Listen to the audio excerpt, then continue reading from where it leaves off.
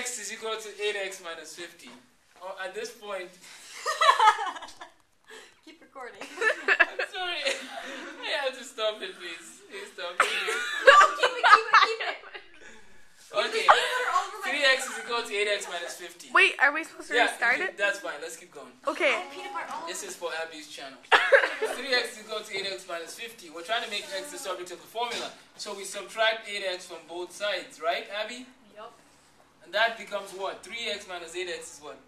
Oh, it's like negative 5x.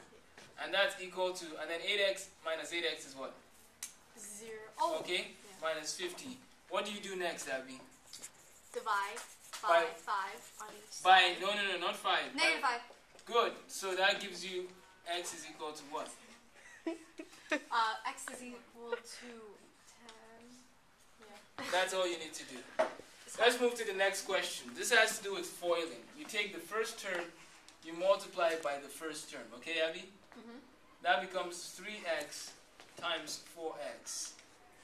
Then you take this same first term, you multiply it by the second one there, and that becomes minus 3x times 20. So 3x times minus 20 will give you, there's a minus, that's why it's a minus. And then you take the second term and you multiply it by the first. That becomes plus 2 times 4x. And then you take the second term and you multiply it by the second one, minus 40. Wait, why is it minus, like, 4x minus 4? This one times this is not a problem, correct? That's that.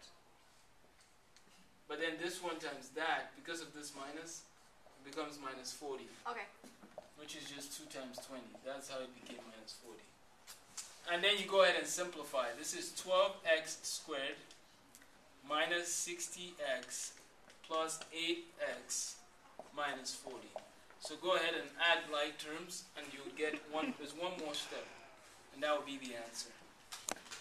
And then the third question, asking about exponents and powers here.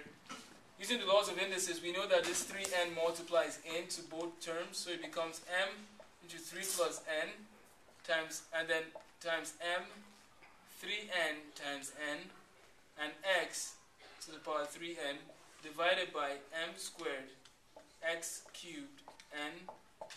And these two share the same base, so we can add the exponents, and that simply becomes m 3 plus n plus 3n squared. And then, because 3n times n is 3n squared, this is times x to our 3n divided by m squared x cubed n. It goes into the laws of indices. Since this one and this one have the same base, we can bring the 3 up there, so it becomes m, and then we can do the same thing with the m.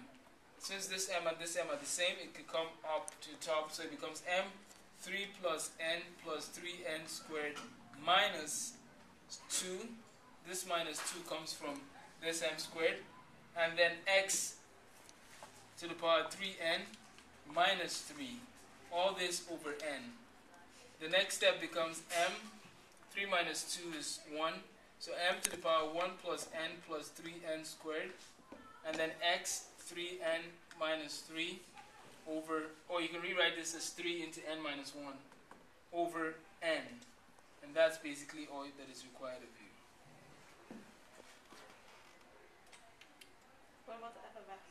And then the f of x, if the f of x is this, and they ask you to find f of 2, all you simply do is you rewrite 2 everywhere you see x, and so it becomes 5 times 2 plus 2 squared.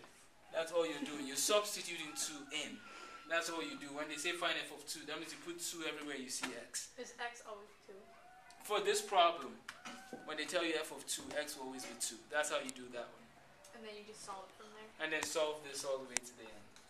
Okay. That's that. So we'll stop there. Thank you. Okay.